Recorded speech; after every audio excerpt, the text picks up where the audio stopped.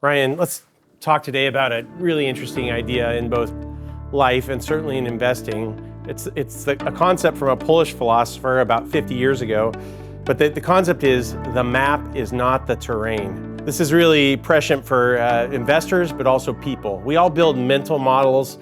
We all have a map of what we think an investment should go like or life should go like, and we think that that's reality, but there's a whole lot of distortions that happen in our models.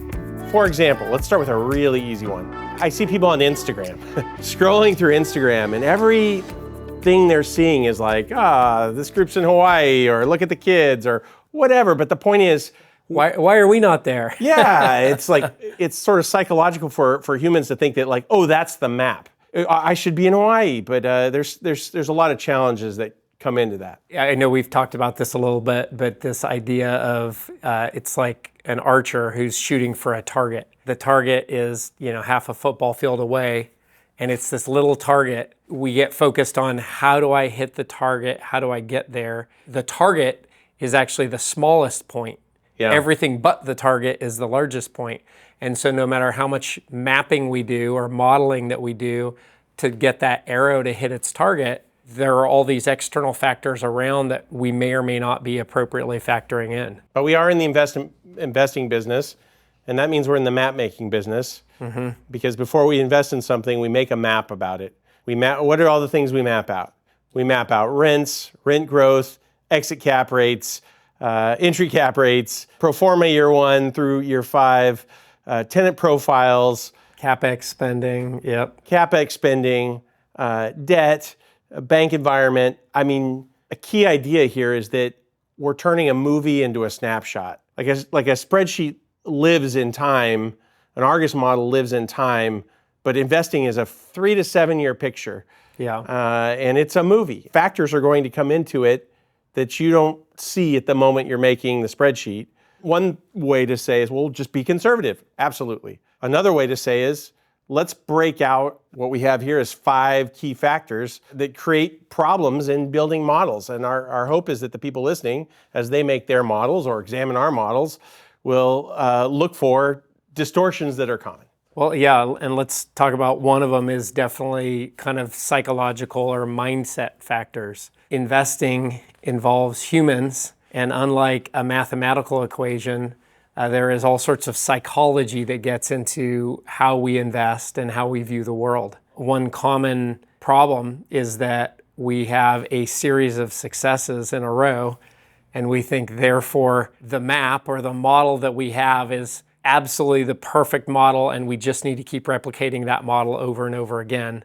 And then the world changes, and what looked like an absolute rock solid business plan all the way along changes. Key thought here is that people don't behave like spreadsheets. They just don't. And so much of the psychology of this is people. And not just you and me, but the 62 people that work here and the team that executes the business plan. If your team isn't aligned around this model, if this map isn't understood, it's easy to sort of buy into a map. It's another thing to like really examine, can we execute at this level? What are the things we can execute on? CapEx spending, mainly that, it's spending and business plan. But what you can't control is leasing environment, market rental growth rates. You can project this, and we certainly do, and we subscribe to outside sources that provide us that data, but these things are happening in real time. They're predictions until they're not. What's a way to solve this one? Well, certainly what we do, which is bake execution slack into your model. Bake conservatism into your model or call it out. Actually, at our company, we like to bright line the conservatism, not bake it in where it's hidden 3 layers deep, but call it out. But also recognize that that construction project you think is going to happen in 90 days, well, it might take 6 months. It might take 4 months, but perfect execution is rare and hard to come by and should be budgeted for. And those that don't budget for it still have the same problems. It's just not in their model. Another way that we filter out our psychological biases is through the investment committee process, because the investment committee process, when done well, forces us to factor in the various perspectives that are coming to the table. And it makes it a lot harder to be ingrained in one's decision-making process and think, well, it's always worked for me this way, so of course it's going to work for me going forward. Absolutely. We all bring 15 to 30 years of experience to this, which helps. And it certainly exposes where we might be being too bullish, or we might be making next year's decisions based on last year's information. That takes us to the next one, which is market cycle misidentification. It's easy to think that last year's data is going to drive next year's decision, and that's where things go wrong. One thing to keep in mind here is that market cycle shifts happen quietly. At a peak, there's a buying frenzy and a belief that it can't go worse or better, and at the trough, it's just utter despair. And there's different cycles in the middle. There's also cycles by city and region, and there's also cycles by asset type. It's one thing to work to understand it. It's another thing to have it be actually right is a big challenge. Yeah, I think one of the ways that we help mitigate against that is this idea that sensitivity analysis, looking at, we think the market environment is this. We think rents are going to do this. We think we're at this point in the market cycle, but what if? And the sensitivity analysis looks at, okay, while these are our underlying assumptions, if it goes here, what does it look like? Yeah. How do we build conservatism into that modeling? You can model a downside cycle in your initial model. It's really tempting, especially in a competitive environment, to model an upside part of the cycle, to model growth. I mean, yeah, especially if you're in a acquisition funnel, a broker's funnel, and you're competing for an asset. What is, there's a call for an offers, then best and final. Yep. I mean, you're really having to say like, okay, what if rent growth's 4%, not 3%? And by the time you're asking that, you're in trouble. Well, you're touching on one of the other ways that we try and mitigate for that market cycle misidentification, and that is working not to be in a broker's funnel, but working our own funnel, because it gives a little bit of a breathing room and latitude for that frenzy that's associated with really the peak market, because we're working our process across multiple investments instead of the broker working his funnel into who's going to be the highest and best bidder.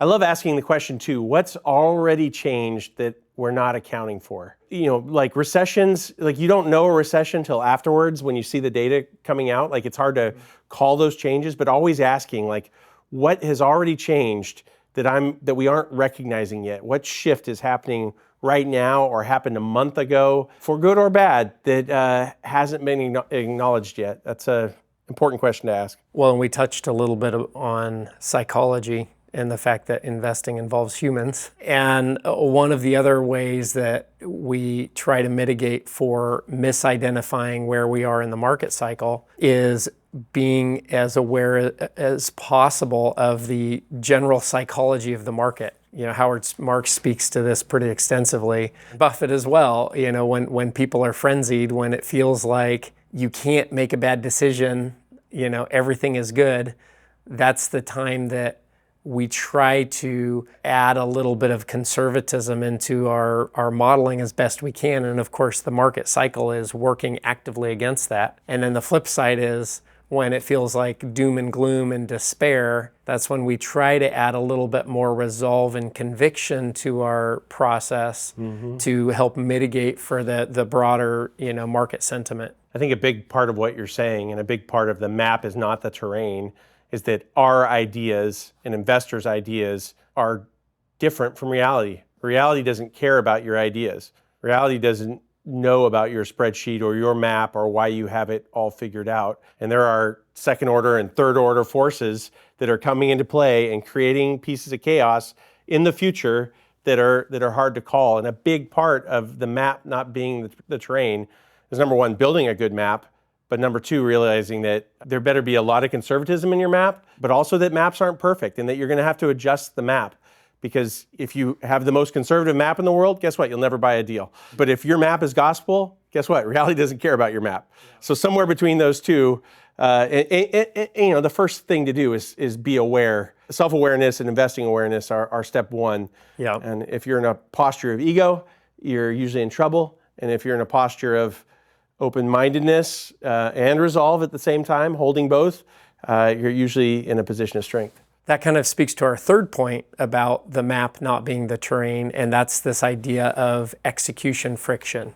The map is what we set out to do at the beginning of an investment. It is the roadmap, but it is not the Bible. And the reason is because at the end of the day, there will be external factors that come into play as that investment is being executed. And our ability to be nimble and respond to that is a critical part of the investing process. There's a little bit of peace of mind in recognizing that we have boots on the ground, people at our properties in our markets, because it gives us that real-time feedback loop to be able to say, yeah, the model said that market rents are this and that we should be achieving this, but it goes both ways, by the way. The boots on the ground experience says, no, this is where the market seems to be softening and this is really where we can get. Or, oh my gosh, we've hit our projected rents, but it seems like there's more room there. And let's keep pushing to see where that goes and allow that feedback loop to effectively modify the business plan or modify the map as we go in real time. Well, and to help this along, number one, we buy like 95% of our properties off market in a non-bidded environment. We generally allow 50 to 75 bips of cap rate slack between what we think is actually going to happen. Usually our rents are 5 to 7% below what we think is actually going to happen. So in several places we build in these pieces. But I think the thing to understand here is that most losses are death by 1,000 cuts. And death is the wrong word to use, but the point is friction. There's lots of little pieces of friction, and they amount to a bigger thing. Your handoffs, when it went from acquisitions to asset management, how clean was that handoff? From asset management communicating to property management, is there a clear quarterback? Did someone pick up this football and say, I own this football. If this goes wrong, it's on me. These are challenges that companies deal with, but also tracking execution weekly, like looking for the friction when it starts, because problems don't age well and they fester. It just adds up. Well, in creating a culture and an environment that is high in communication, where people, regardless of where they are within the organization, they feel comfortable speaking up and saying, hey, this isn't working out the way that we anticipated. Here's what I think we should do. And creating that environment that allows for the feedback loop and allows for making those game time decisions along the way. One other thing I'd add to this is working with outside vendors. We have a lot of third-party vendors that are involved in construction and other parts of the business, not in the management side, but you're relying on outside parties too, and that's it's important that you have a very reliable set of vendors and that you work with them seamlessly. So to work on 5 to 7 projects at a time in this organization in the value add stage, it requires a real symphony of vendors and property management and asset management, and also on the acquisition side, loading the gun, I guess, at the right time, so you're not overloading any of the parties. So those are little pieces of friction. Or loading the arrow. Loading the bow. Yeah. Another common distortion is misreading market depth or tenant demand. This is an area that we are experts in because we work in secondary and tertiary markets. These are markets that tenant demand can be less than primary markets. Market depth can be less than primary markets. And we offset that with less competition. So we're able to buy at better prices. We aren't competing as much, but we have to be sharpshooters with understanding tenant depth and demand. Another way that maps can go wrong is when we misread the market or tenant demand. That's a real problem regardless of where you invest. I think one of the ways that we mitigate against that is that since we don't participate in bidded environments, we're able to buy with a little bit more latitude. If we think tenant demand is X and it ends up being Y, whether that's because we didn't have our underlying assumptions right or because the market changed in the meantime, we've got more latitude because we're participating in a more inefficient market with less buyers. In a bidded environment in Dallas, Texas, for instance, as an example, you have to get every single assumption just right because you're competing to that last highest price, which means that is the bidder that had the most aggressive or tightest assumptions, and it just doesn't leave as much margin of safety. I mean, a nuance to that is that in a spreadsheet, we use averages. We look at ERD Matrix and CoStar and our actual experience, and we say, well, this is what rent should be. And it makes perfectly logical sense to us. I mean, one thing we might miss is that tenants aren't reading any of that. They have sort of emotional, especially on the apartment side, emotional ceilings about what they're willing to pay. Not willing to cross 1,700, not willing to like that much for that neighborhood. Just because it makes sense in our spreadsheet, it might be lumpy in execution because they're going through, as we talk about, stages of grief on like, well, why would I pay 1,725? I used to pay 1534. Point is, this is a piece of bias that can creep into models. Yeah, and I think that's where building in additional conservatism on the underwriting helps mitigate that. But even on the multi-tenant industrial side, it's not as emotional, but tenants, we think this building's going to command this rent, and tenants say, well, but it's across the freeway from where I want to be, and so I'm only willing to pay this, not that. So it is definitely a fluid environment that just requires the ability to react to the environment along the way. So in building your map, which isn't the terrain, you can sort of bridge this gap by spending a lot more time on the ground, walking the actual streets, standing at the actual comps, talking to the leasing agents. Personally, for every apartment complex we buy, I go there and pose as a renter.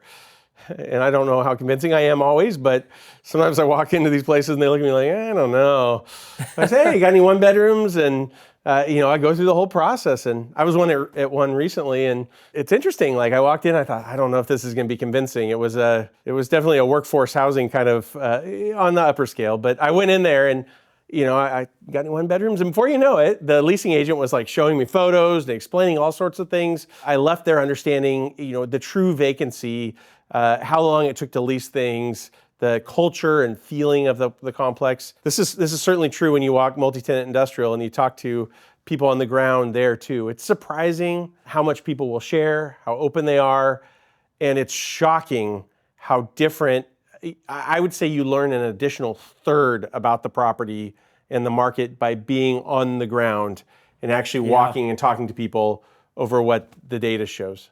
Another mitigant that we have for misreading market depth or tenant demand is involving our property management team at the beginning of the underwriting process, because the property management team is not shy about speaking up if we're making assumptions that they don't feel comfortable executing on. And when you're relying on a third-party property manager, there's a little bit of a disconnect there of, okay, well, this is where we need the model to go. This is where we believe the model to go. Then I hand it off to a third-party manager and hope that they are able to execute on the map or the mission that we've outlined. The more ways we can touch the property, the more ways our team can be there, the better our data will be and the better they'll call out our assumptions. So let's talk about the next one, future market assumptions, especially rent growth and exit cap. Oh man, it's amazing how much a little bit of rent at a certain cap rate can swing IRR. Yeah. Such a dangerous place to be. I think this is probably where most maps go wrong. Yep. Rent projections and exit cap rates. So these really are the two variables that are the most subject to distortion. What future rent is a projection in the future. What cap rate we will exit at is a projection in the future. And so both of these become the areas that are most subject to distortion when I'm in a bidded environment and I need to get to this IRR. And if I just change one of these two variables that I have no control over, I can achieve the IRR that I think I can on a map. Back to bidded environments. Sellers are not our friends. Yeah. Brokers are not our friends. They're all great people.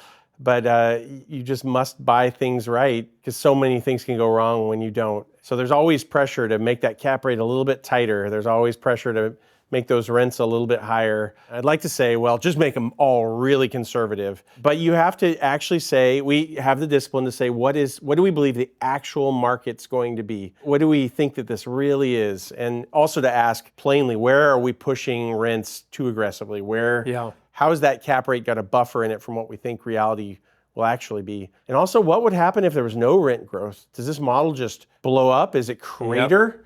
What if cap rates were this? Does it crater? So looking at your downside scenarios is really helpful. Yeah, there are a couple other ways that we mitigate against this. But again, to underscore what you were saying, these two variables, exit cap rate and future rent growth, are the two that are most subject to distortion. But a couple other ways that we mitigate against that is we like to look a lot at untrended yield on cost. And what that says is if I just cure the current rents to the current market rents, if I just do that, and I'm not factoring in any future rent growth, what sort of a unlevered cap rate am I sitting at? What sort of a cap rate am I sitting at? And that brings a peace of mind, because it, kind of like you said, what if rent growth is zero? It gives us that measurement that says, okay, if I just solve the current in place problem and I don't make any assumptions about where rent is going, I'm still sitting at a reasonable, cap rate and a reasonable yield. The second way that I was going to mention is we look at unlevered returns, because leverage has a way of distorting the magnification of returns. So just like moving the cap rate a little bit, moving rent growth a little bit changes the returns pretty dramatically. If you take off leverage, it doesn't allow that amplification. So again, it's a way to kind of calm the distortions and look at, okay, what if we had no debt on this property and we were just looking at an unlevered investment? Is it still an investment that has the merits that we're looking for? Let's close this out, Ryan. The main goal here is to say that be suspect of maps. The best investors take maps with a grain of salt. It's crucial that we have, well-made maps. It's also crucial that we understand that maps are a snapshot and that reality is a video, and that we make the best snapshots we can make. Then we run the best video we can, and at times we adjust. Reality will play out. So yeah, be nimble. Be nimble is right. This means be in the reality business, not just the map making business. That means be at the properties, be in the markets, be talking to the tenants, be blending reality with the maps you make, and make conservative maps, make reasonable maps, and then test those maps, look for friction leaks, and build the right flywheel. That's what we're here to do.